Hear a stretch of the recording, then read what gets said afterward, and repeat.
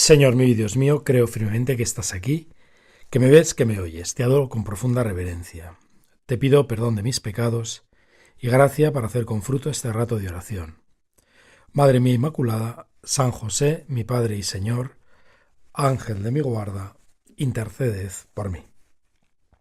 Pues para conocer bien a Jesús, para comprenderte un poco mejor tu vida y tu muerte, pues es necesario que meditemos las palabras que pronuncia Juan el Bautista sobre Jesús en el Evangelio de hoy. Este es el Cordero de Dios que quita el pecado del mundo. Esta frase es de una importancia decisiva. Es como una llave que abre la puerta a comprender el sentido de la vida y de la misión de nuestro Señor. Y habitualmente, pues los grandes líderes religiosos se presentan como maestros que pueden iluminar la vida de los hombres. A Buda se le denomina el iluminado. Confucio pone a disposición de su pueblo un mensaje moral que mejoraba la manera de vivir de ellos, ¿no? De entonces. Y Mahoma pues trae el Corán, que no deja de ser pues una enseñanza que también en cierto modo mejoraba la situación de su pueblo, aunque tenga muchas contradicciones y cosas que nos parecen inaceptables. En cualquier caso, a diferencia de todos estos líderes, Juan presenta a Jesús con un título singularísimo. No lo presenta como un maestro, ni como un iluminado que conoce las cosas del más allá, ni como un gran sabio capaz de guiarnos hacia un comportamiento excelente, no. Juan presenta a Jesús como el Cordero de Dios. Creo que a nadie en la antigüedad se le habría ocurrido semejante presentación. Un cordero que es un animal que no se defiende, manso, máximamente vulnerable. Es el animal por excelencia de los sacrificios. Y de hecho, Juan el Bautista, que era hijo de Zacarías, sacerdote del templo y de familia sacerdotal, conocía profundamente ese mundo de los sacrificios animales. En el templo de Jerusalén, los sacrificios de corderos se realizaban como expiación por el pecado. Era como un sacrificio de sustitución. La persona que ofrecía el animal lo debía hacer pensando que en realidad lo que le estaba ocurriendo a ese cordero debería por derecho pasarle a ella misma, como consecuencia de sus pecados, ¿no? El cordero sustituía a la persona. Pero los miles de corderos que se sacrificaban cada año en el templo no lograban ese objetivo, desde luego. Esos animales sacrificados expresaban más un deseo que una realidad. Ningún animal sacrificado podía restaurar el mal hecho por el pecado de los hombres, y ningún cordero sacrificado podía realmente quitar el pecado del mundo, aunque esos sacrificios de Israel sí que expresaban ese deseo.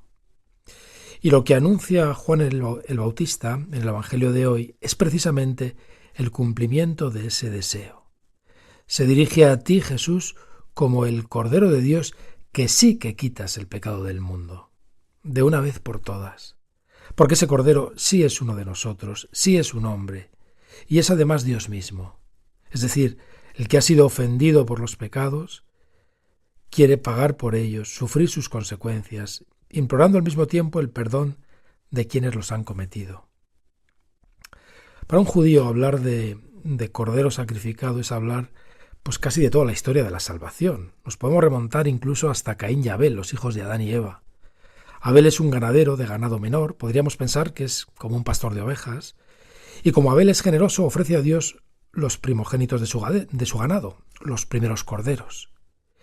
Caín es agricultor y ofrece algunos frutos de su cosecha, pero quizá no los mejores. Y a Dios le agrada el sacrificio de Abel y no el de Caín. Y Caín, lleno de envidia, mata a su hermano. Abel se acaba identificando con el cordero que ha ofrecido a Dios. Él mismo va a recibir el daño del pecado de su hermano.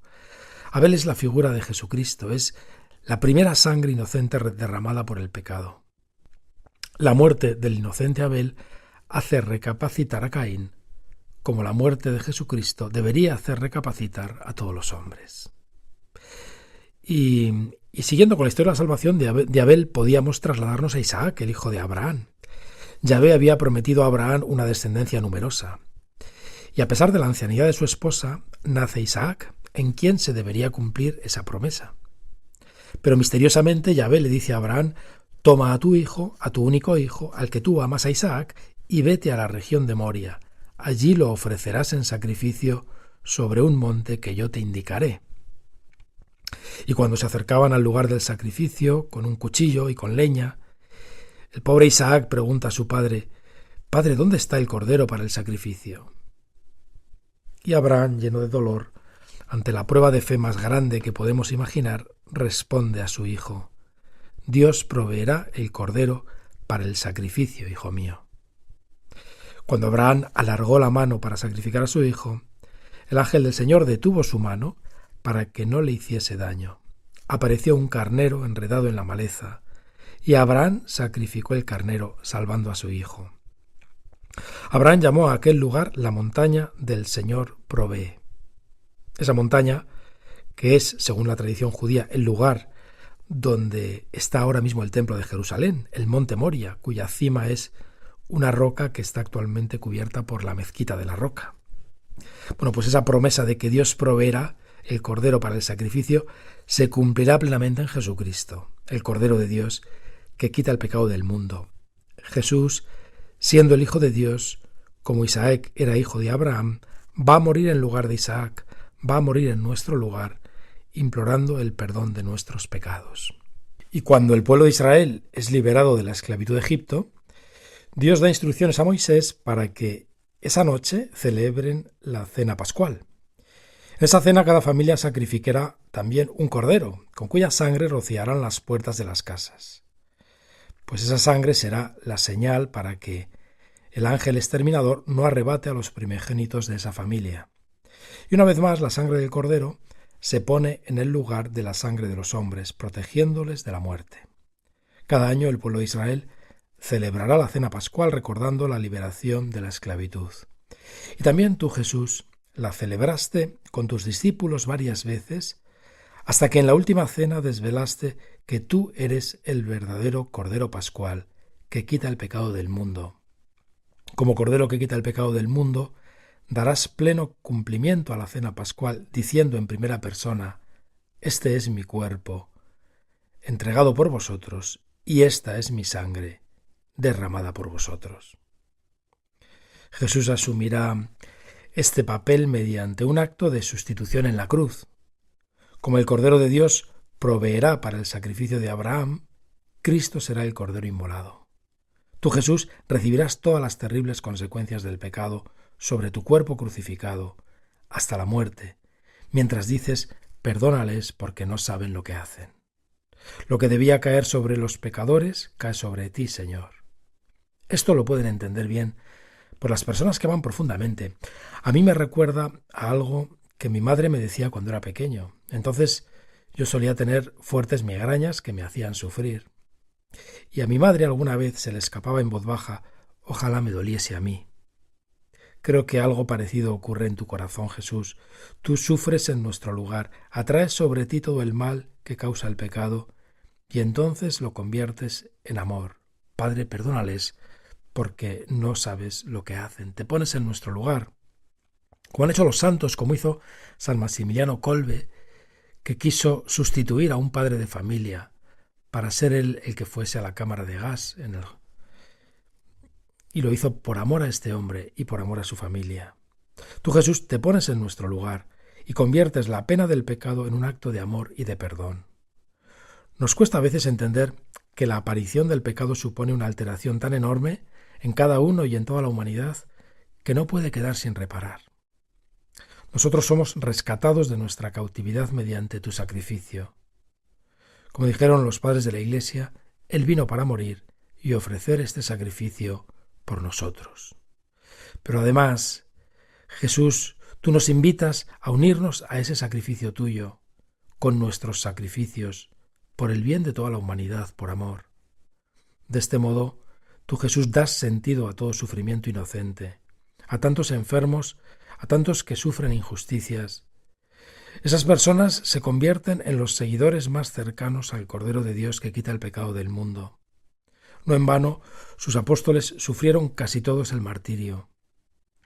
Qué bien lo han entendido tantos santos. Y me acuerdo de San Carlo Acutis, ¿no?, que siendo un adolescente rodeado de fuertes dolores decía: «Quiero ofrecer todos mis sufrimientos por el Señor, por el Papa y por la Iglesia». No puede haber una unión más estrecha contigo, Jesús. Unirse a ti, Señor, no quita el sufrimiento, pero lo llena de sentido, lo ilumina desde dentro, convirtiéndolo en una gran misión para salvar a los hombres. Y finalmente, en el libro del Apocalipsis, se presenta a un cordero de pie como degollado, siendo el único capaz de abrir los 7 sellos que revelan el sentido de la historia, de las Escrituras y de la vida. Esta es también una imagen del cordero sacrificado en la cruz, auténtica llave para entender toda la historia de la salvación. Pues no acabamos de comprender a Jesús ni a su muerte en la cruz, ni acabamos de entender la historia de la salvación si no nos adentramos en lo que Juan el Bautista quiso decir con este título, el Cordero de Dios que quita el pecado del mundo. Bueno, desde luego 10 minutos son totalmente insuficientes para asomarnos al misterio de nuestra salvación, pero al menos cuando asistimos tú y yo a misa y escuchemos al sacerdote decir «Este es el Cordero de Dios que quita el pecado del mundo», pues quizá podremos pensar que esas palabras, como todas las que se pronuncian en la Eucaristía, están llenas de sentido y de amor de Dios por nosotros. Pues te doy gracias, Dios mío, por los buenos propósitos, afectos e inspiraciones que me has comunicado en esta meditación. Te pido ayuda para ponerlos por obra. Madre mía Inmaculada, San José, mi Padre y Señor, Ángel de mi guarda, interceded por mí.